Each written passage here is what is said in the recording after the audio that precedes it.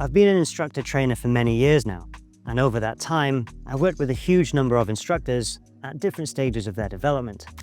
And one thing I've noticed consistently is that trainees tend to fall into one or two broad categories.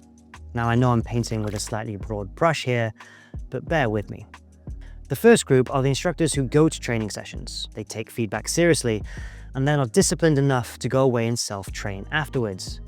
They practice what they worked on, they reflect on it, maybe they film themselves, and they really try to make that learning stick.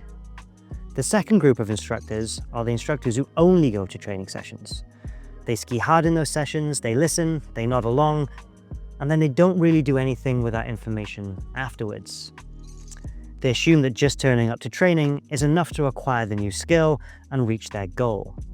What's interesting is this: both groups are motivated, both groups care, and both groups ski a lot. But over time, the results are very different.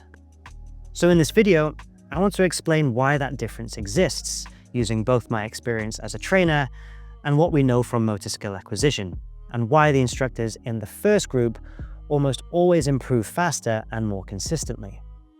Let's start by looking at what actually happens in a training session. During training, your awareness increases. You get feedback, new cues, and a clearer picture of what better skiing looks like. In motor learning terms, this is the cognitive stage. You're thinking, analyzing, and trying to understand the task. But here's the key point. Understanding a movement isn't the same as owning it. Real learning only happens when skills are consolidated over time. Without repetition after instruction, new movement patterns remain fragile and are easily lost. This is where we see the first clear difference between those two groups I mentioned earlier. The first group uses training to create clarity, then uses self-practice to turn that clarity into stable skill. The second group mistakes awareness for learning. They feel good in the session, but because they don't revisit the skill, the improvement fades within days, what we often call the forgetting curve. Training plants the seed. Self-practice is what allows it to grow. When instructors from that first group go out on their own, they're doing something really powerful. They're strengthening the neural pathways that control movement. Hodges and Williams make a really important distinction in motor learning between performance during practice and learning that lasts. Just because you can perform a movement in a coached session doesn't mean you've learned it. Learning shows up later, when you can reproduce the skill without prompts, under pressure, and in different conditions. This is why deliberate practice, as described by Ericsson, is so effective. It's not just skiing lots, it's skiing with a purpose, with one or two clear focuses, with repetition, and with feedback, whether that's video, feel, or reflection. The instructors who self-train after sessions naturally do this. They return to the same idea again and again until it becomes automatic. The instructors who only attend training sessions often move on too quickly. They get the new information every time, but nothing ever fully settles. Another pattern I see, especially in instructor training, is people attending lots of sessions with lots of different coaches.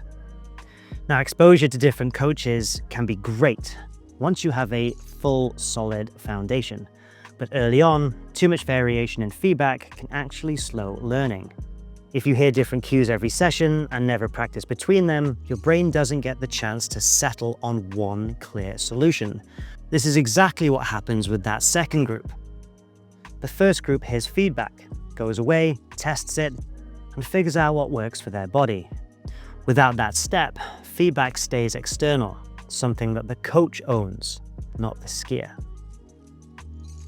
Self-practice isn't just about repetition, it's also about reflection. When instructors film themselves, think about how that run felt, or compare what they see to what the coach described, they're developing metacognition, the ability to evaluate and guide their own learning. Research in skill acquisition consistently shows that reflective learners become more adaptable and resilient.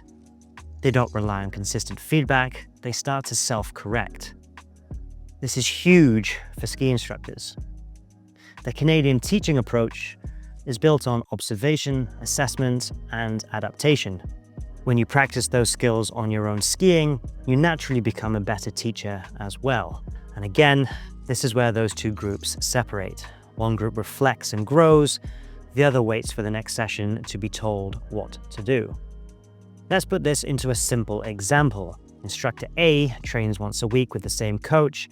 After the session, they write down a couple of key points, film a few runs, and spend 2 or 3 self-guided sessions working deliberately on those ideas.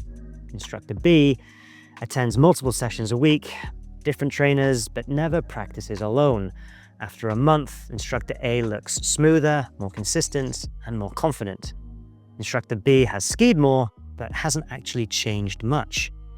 Hodges describes this as the spacing effect. Skills learned over time, with space between practice and reflection, are retained far better than skills learned in a compressed, information-heavy way.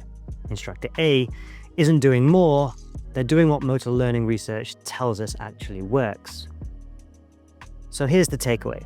If you want to improve your skiing or your teaching, don't just ask how many training sessions I can attend. Ask, what will I practice after this session? How will I revisit this skill? How will I know it's improving? Training sessions teach you what to work on. Self-practice teaches you how to own it. If you only attend training, you're renting progress. If you train and practice deliberately, you own it. Thanks for watching, and if this resonated with you, leave a comment and let me know which group you found yourself in, and more importantly, which group you want to be in. I'll see you on the hill, and thank you for watching.